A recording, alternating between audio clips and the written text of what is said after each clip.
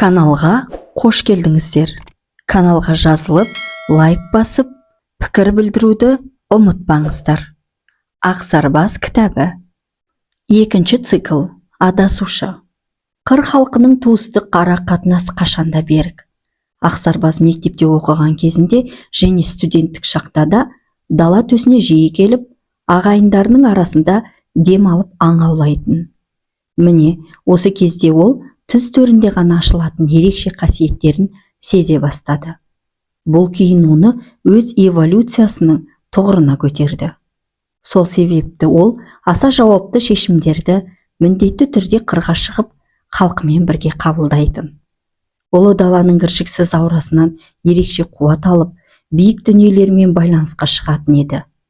Бұл байланыс барысында рухани өрлеу үшін маңызы үлкен жаңа білім мен өкілеттер алатын.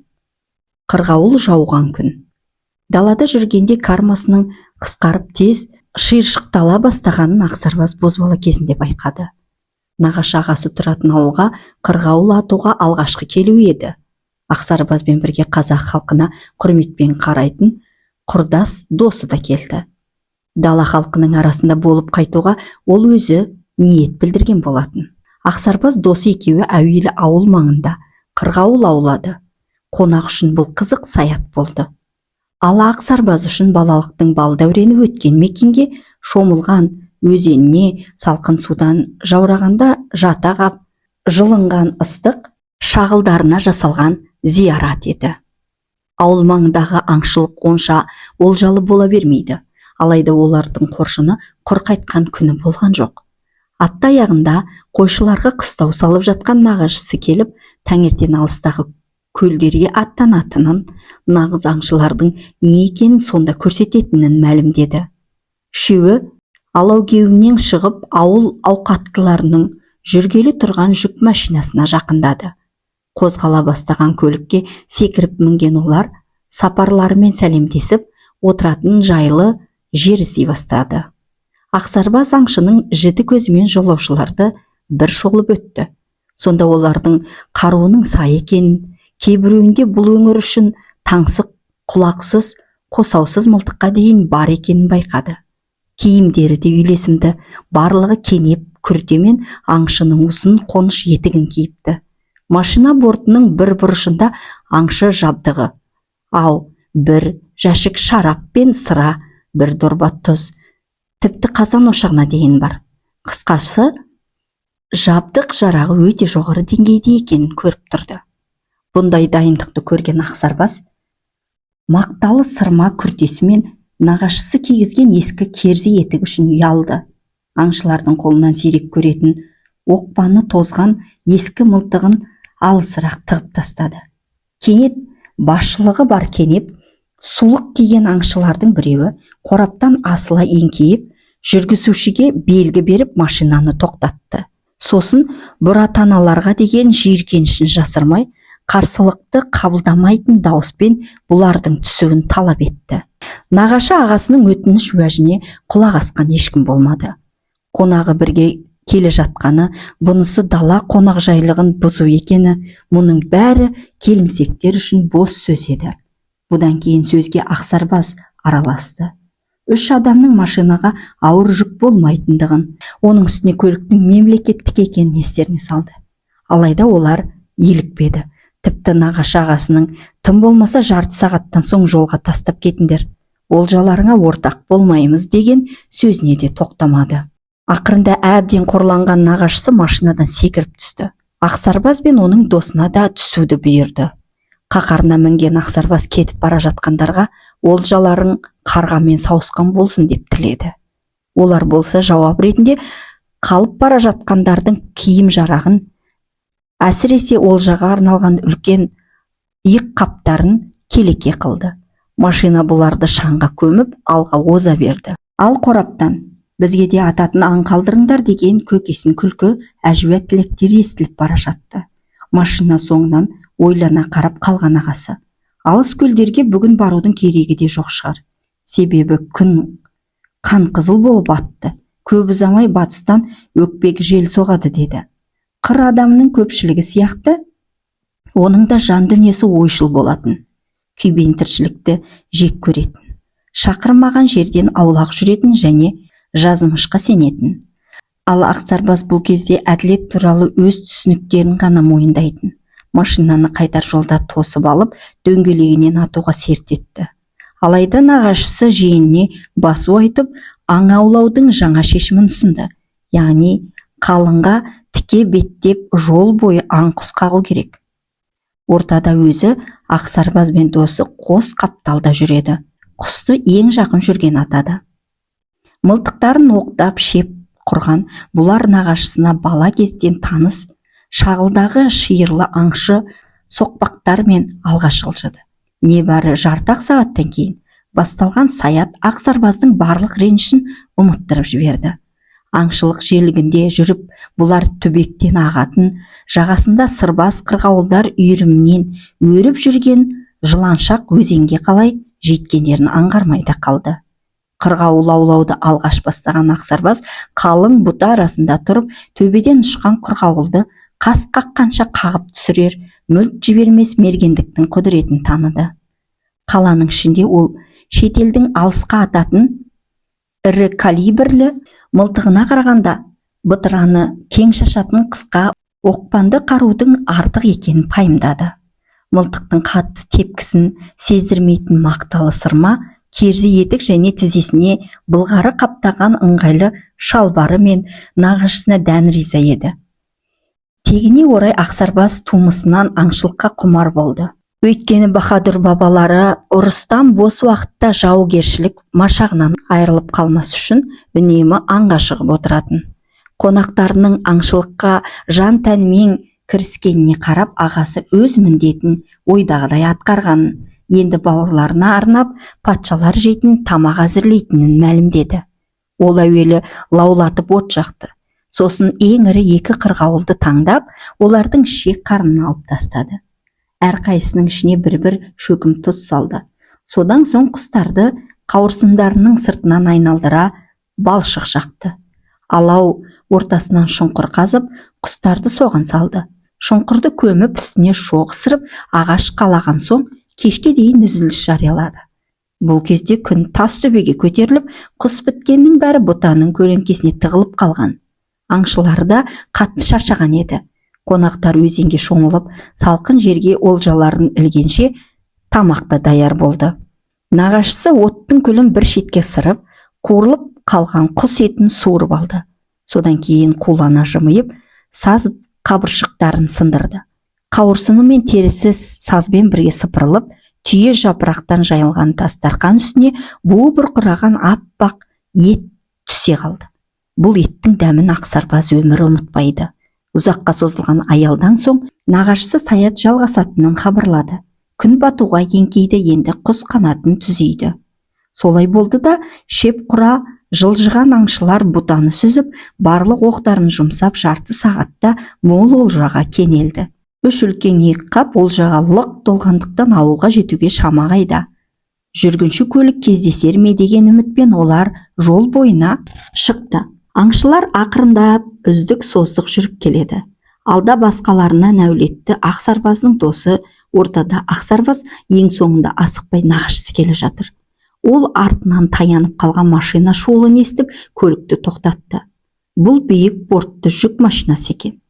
Балшықты кенеп сулық киген адам нағашысының иыққабын алды.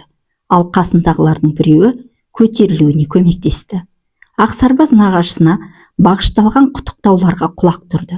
Ақсарбаздың олжасын көтеріп алғанда, жаңағы қошемет таңданыс пен қызғанышқа айналды. Ал 3-ші иыққапты екеулеп әрең көтеріп салған кезде олардың үні мүлдем өшті. Машина ауылға қарай жылжиды. Ақсарбас серіктесінің жүзіне қарап оларды шырамытқандай болды. Әсіресе кенеп сулықты кісі таныс. Машина бортының бір бұрышына бекітілген жәшік, дорбадағы тұз, балықша ауы, кәстрөл көрінгенде барлық күмән сейілді. Бұның баяғы сол машина екені, отырғандардың бұларды сонша қорлап тастап кеткен таңдағы адамдар екені айдан анық еді. Түстері бұзылып, көздері тайсақтатып ала қашқандарына қарап, Ақсарбас бұлардың жолы болмағандарын ұқты. Машина қорабына зер сала көз тіккенде бір қаптың түбінде болар болмас олжа жатқанын, ал қалғандарының бос екенін байқады.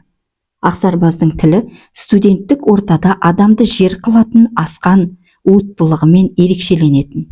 Кегінің қайтқанын көріп, көңілі марқайған ол, түк білмеген адамдай әлгілерді әңгімеге тартты.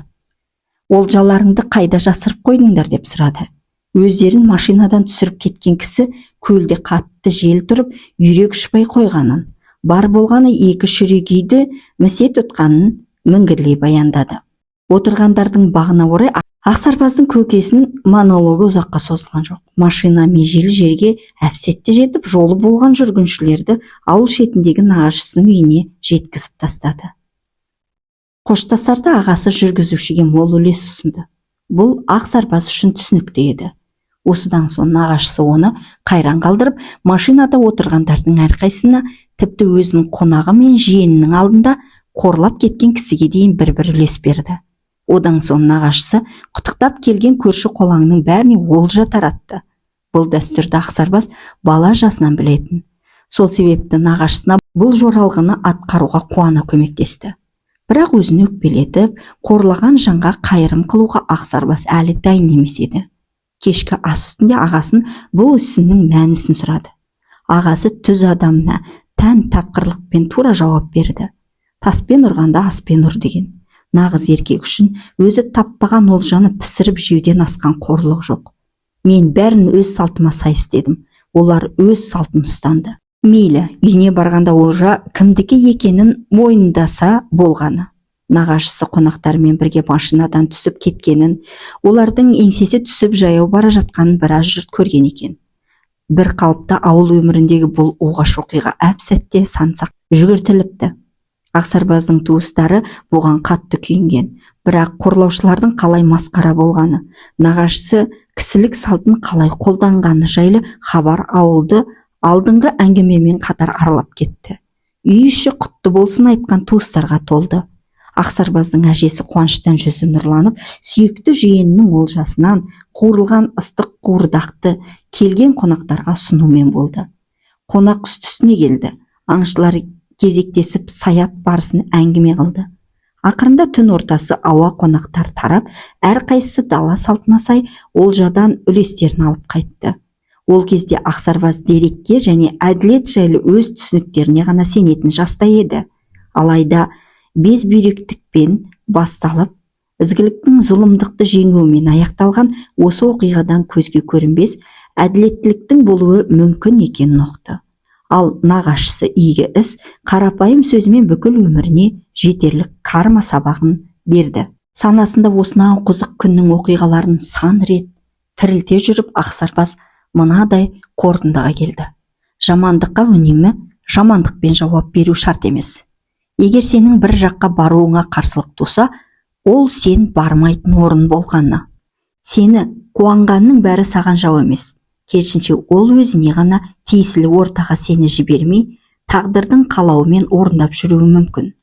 Түзден түс жерде өткен өзінің 12 жылдық өмірінде Ақсарбазға мұндай оқиғалар көп ұшырасқан жоқ. Және ол жерлерде себеп пен салдардың арасында айлар тіпті жылдар түсетін. Ал мұндай әділет үстемдік алып, шеңбердің қайта айналып соғу үшін бірнеше сағат қана жеткілікті болды. Өңге айналған түс. Ақсарбаз дос екеуі бірнеше күннен соң қалаға қайтты. Аттанатын күні ол түс көрді. Түсінде тағы саяхатқа шыққан екен. Осыған ұқсас, бірақ сәл өзгеше жағдайда өткен оқиғаларды көрді. Нақты дерек пен ғылыми қорытындыға сенетін Ақсарбаз өзінің бұл түсін дененің күндізгі оқиғаларға деген қарсы әсері деп түсінді де онша мән бермеді. Бірақ бұл қызық түс санасында егжей-тегжейлі сақталып қалды. Бір жылдан соң күзде Ақсарбаз дос екеуі нағашысының ауылына аң аулауға тағы келді. Нағашысы сол кезге есептеп демалыс алған екен. Бірнеше күннен кейін бұларды Ақсарбаздың туыстары тұратын шалғайдағы ауылға қонаққа шақырды. Үйлену тойына қызу дайындық жүріп жатқан. Сол себепті үлкен қонақтар күтулі еді. Алыстағылар алдын ала бірнеше күн бұрын келуі керектін. Бүкіл туысқандарды бір жинап, қауышу мақсатымен елдің бәріне арнайы көлік жіберіпті. Тойға дейін әлі 2 күн бар. Осы аралықта туысқандардың біреуі Ақсарбазды қонаққа шақырды. Ақсарбаз нағашысы мен досымен бірге өзен жағасындағы тоғай ішіне орналасқан қойшы ағаның қыстауына кештетіп жетті. Таңертең аңға шықпақ. Ауылға келген қонақты әдетте қойшы иттері бірінші болып қарсы алады. Содан кейін барып үй иесі шығады. Бұнда да қонақтарға қарсы кішкентай жүндес құлағы жерге дейін салбыраған ит жүгіріп шықты. Иттің аты Дружок еді.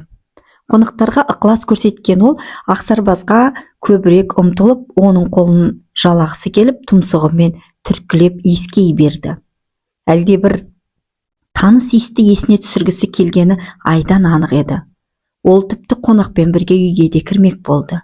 Бірақ қожайындары оны сыртқа шығарып жіберді. Жалына қыңсылап есік тырналаған итті аяған Ақсарбаз бірнеше рет сыртқа шығып Дружокқа сүйек тастады. Бірақ ит тамаққа жоламай қонақты иіскелеумен болды. Бұл қылығынан таңертең де жаңылмады. Таңғы астан соң қонақтар саятқа шыққанда ит ілесе шықты.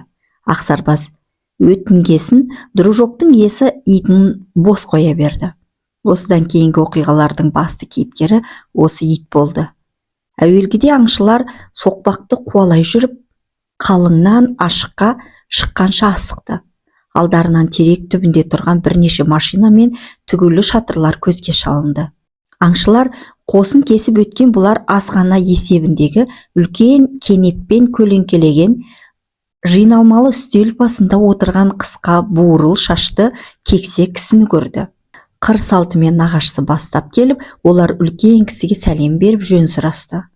Бұл демалысқа шыққан әскери адам екен. Ол бұрындары осы өңірде болғандығын, ал енді аңшылар қоғамының мүшелерін және өзінің бастықтарын бір аптаға алып келгенін айтты.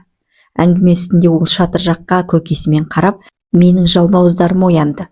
Енді дайын дастарханға зауқы соғады дейді. Ақсарбаз аңшылар қосының үлкен талғаммен тұрғызылған аңшының жіті көзімен бағалап үлгерді. Асхана мен шатырларға жарық жүйесі тартылған. Қол жуғыш қасында әлдекімдер бозарған тәндерін сылап-сипап жуынып жатыр. Одан әрі әшекейлі тамаша мылтықтар мен иттерге көзі түсті. Бұл жерде 2 сеттер, 1 пойнттер, шығыс европалық овчарка мен тайыншадай шұбар дог бар екен. Аңшылықтан гөрі күзетке машықтанған соңғы екеуі Дружокқа дүрсе қоя берді. Қожалары оларды әрең ажыратып қорғалап алды. Дружок болса Ақсарбаздың аяғына тығылып, жалына қыңсылады. Ақсарбаз ит қосатын Европа аңшыларын жақсы білетін еді. Тікенек ішінде сеттер бәлки жүре алады, бірақ бұл жерге тықыр жүнді пойнттер араласпаған абзал.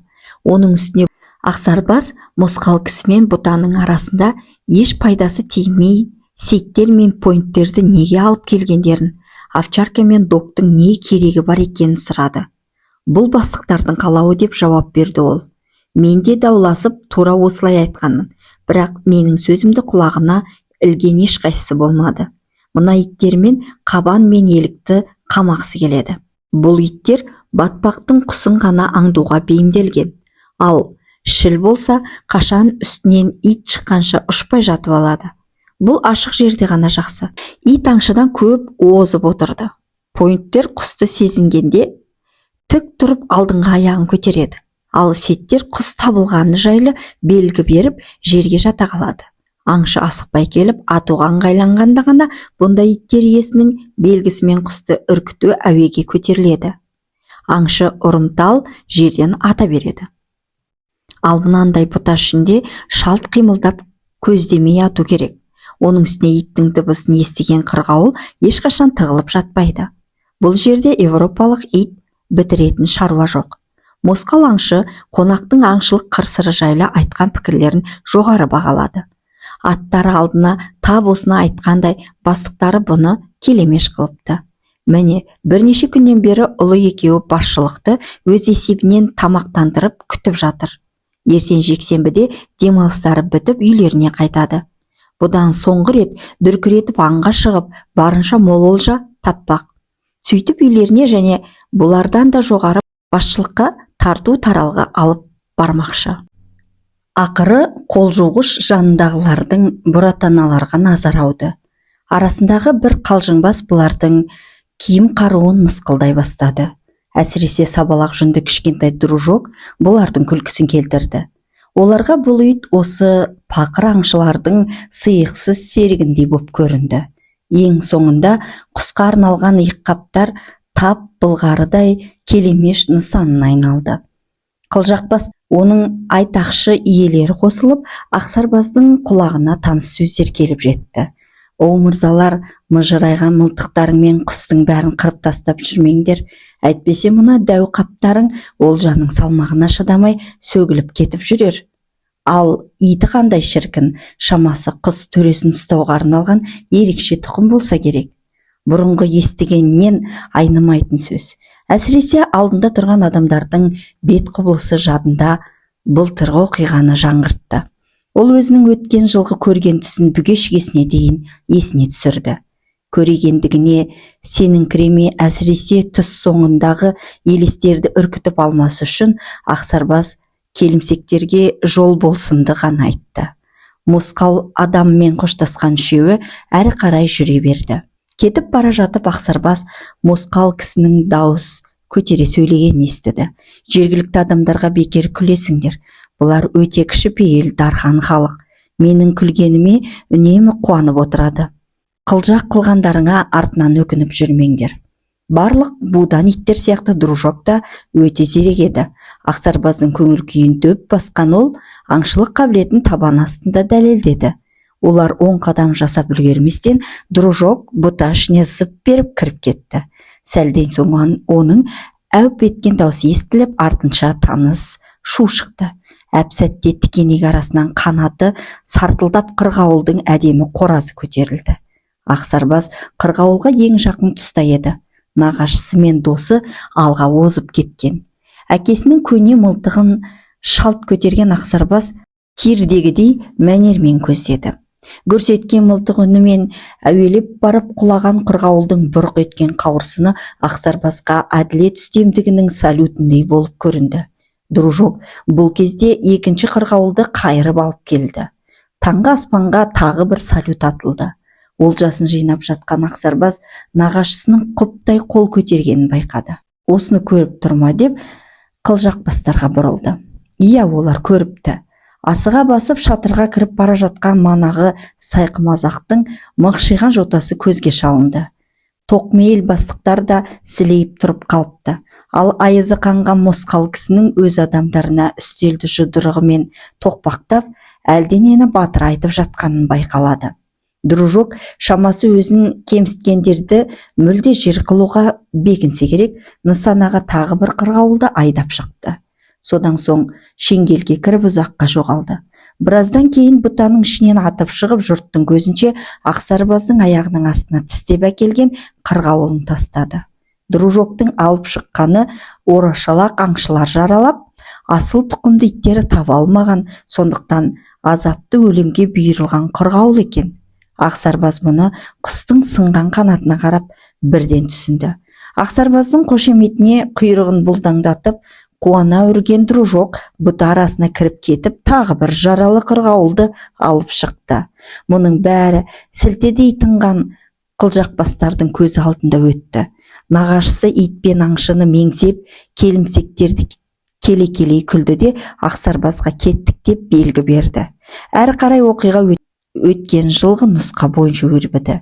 Нағашысы бұларды жазда қырғауылдың үлкен үйірлерін байқаған тойға алып келді. Аңшылар от жағып, ең үлкен 2 қырғауылды саз балшықпен салып шоққа көмді де өзенге шомылуға кетті.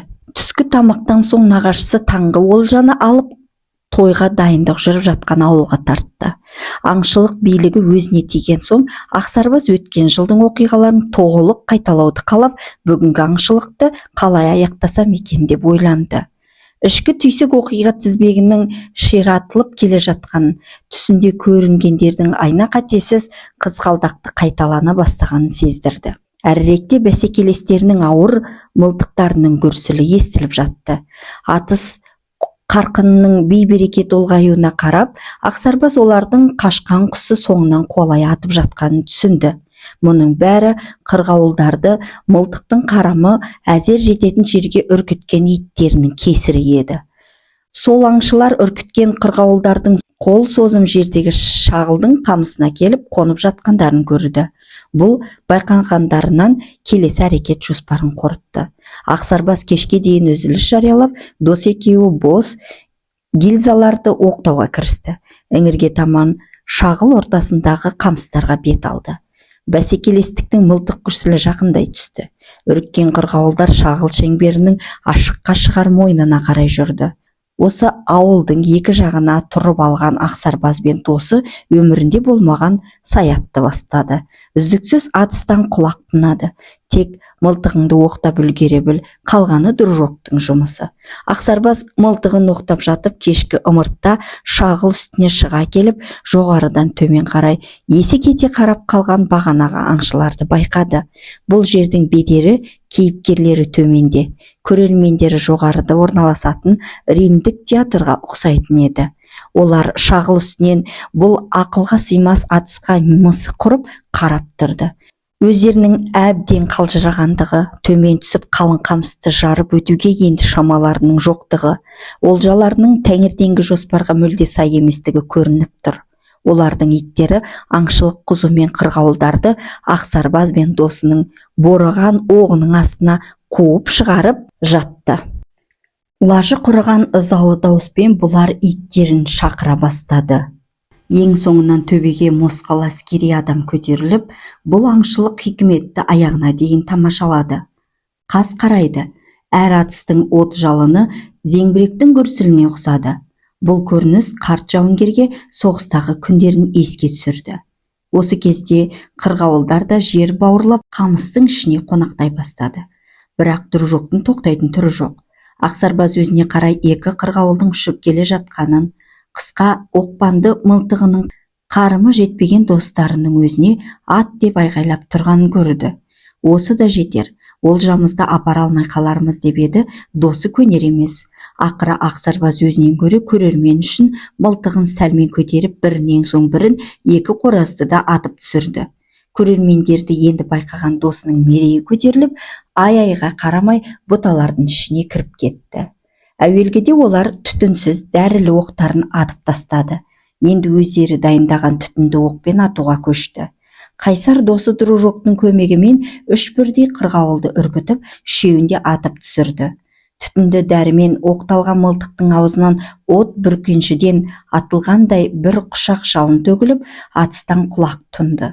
Өздері келемеж қылған адамдардан өте көрнекті сабақ алған қызығушылықтардың әлпетінен таңертеңгі мейманының су сепкендей басылғандығы көрініп тұрақ.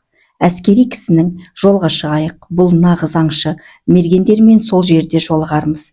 Таңертең өздерің мазақтаған адам сол жерден ұзамай-ақ сендерге мылтық ату сабағын беріп еді. Енді сендердің иттеріңмен қоса қызметке салып әбден мазақ қылған екен деген сөздерді естіді. Ақсарбас досы екеуі олжаларын ұзақ жинады. Иып қаптарына салып, белге таққандарынан артылғандарын екі-екіден байлап, иықтарына асып алып жолға шықты. Көп кешікпей аңшылар қосына жетті. Бұл жерде оларға күзетші, аспазшы міндеті қосымша жүктелген жүргізуші жігіт таяды. Қызараңдап тұрып Ақсарбасқа: қырғауылдарыңыздың біразын сатпас екенсіз, тым болмаса құс төресі қырғауылдың біреуін қалыңдығыма апарып берейін дейді. Ақсарбас оның ақша ұсынған қолын үнсіз кері ысырып, иығындағы екі ірі қоразды ұсынды. Мұның соңынан әскери адам келіп, серіктерінің атынан ең болмаса 10 шақты қырғауыл сатуын өтінді. Әйтпесе, бастықтары бұларға күн көрсетпейтіндігін жеткізді. Мейірбан нағашысы жанында жоқ болғасын, Ақсарбас ардагерге өз атынан бірнеше қырғауыл ұстатты. Қалғандарына үлкен кісіні жұмсамай, өтініштерін өздері келіп естіртсін деп қатқыл дауыспен сәлем айтып жіберді. Сәлемді дабыл алып жетіп келгендерге сауда-саттық тегінде жоқ екенін айтып, сұраған қырғауылдарын олардан артылған оқ дәріге айырбастайтынын мәлімдеді.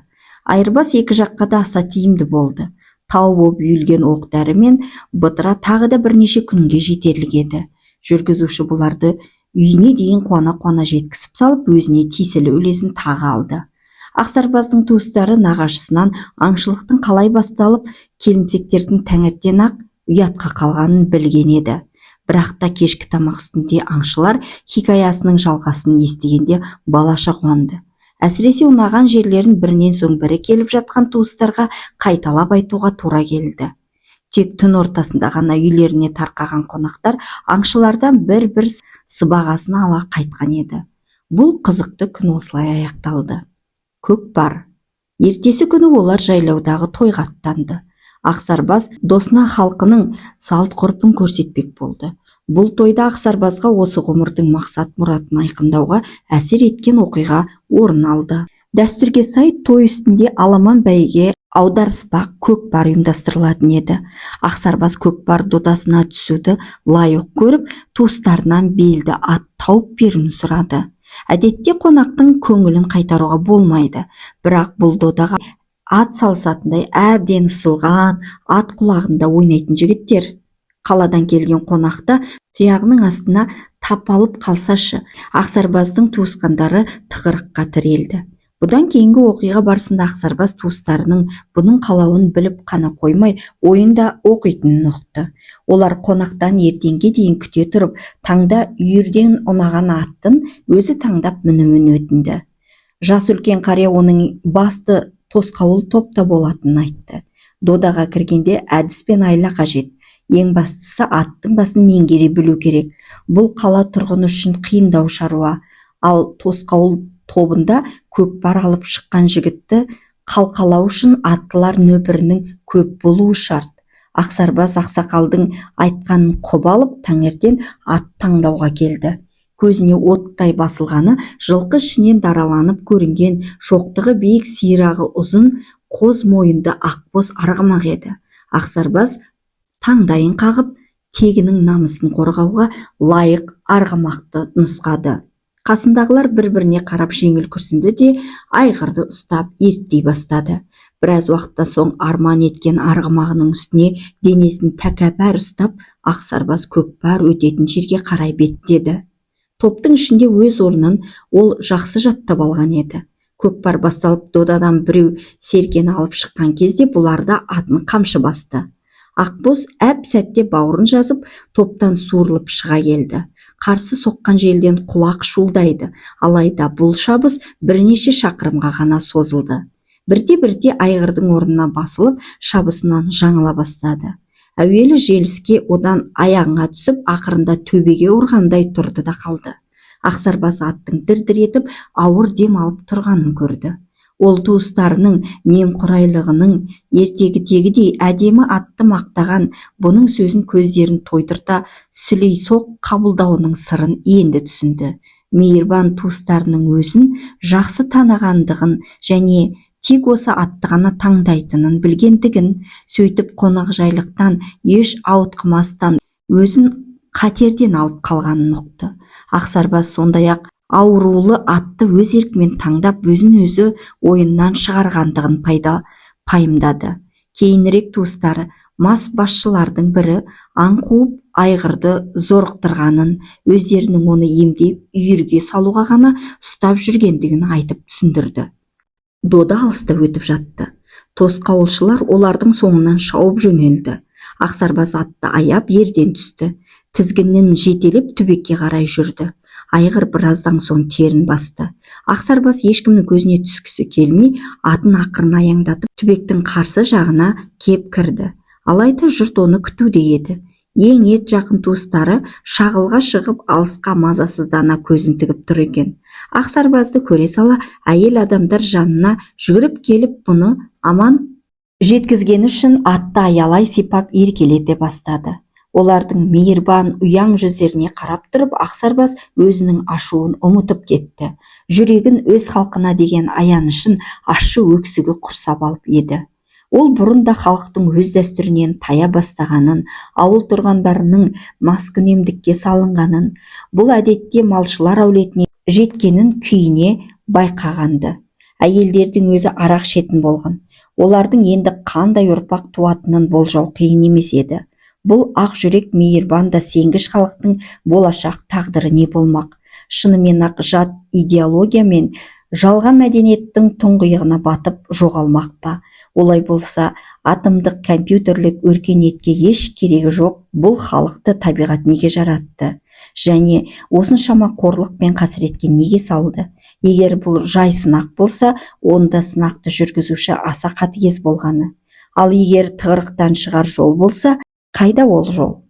Өмірлік мақсаттың айқындалуы. Кешкі ас үстіндегі келелі әңгімеден кейін Ақсарбас өзінің өмірдегі мақсат мүддесін айқындайтын таңдауын жасады. Қыр адамдармен бірге араласып қалған Ақсарбаздың досы Сахара жұртының қарияларға деген ерекше құрметін білетін. Бірақ сақалын қырау шалған қариялардың Ақсарбас атын естіп оның ата тегіне қанғанда неге келіп қолын сүйетінін түсіне алмады. Ол Ақсарбастың қолын сүйгізгеніне кейіді. Сен азиатшылсың, мұның бәрі хандық жүйенің қалдығы. 20 ғасырдағы теңдік, бостандық, бауырластық идеяларына қайшы келетін жабайылық деп бағалады.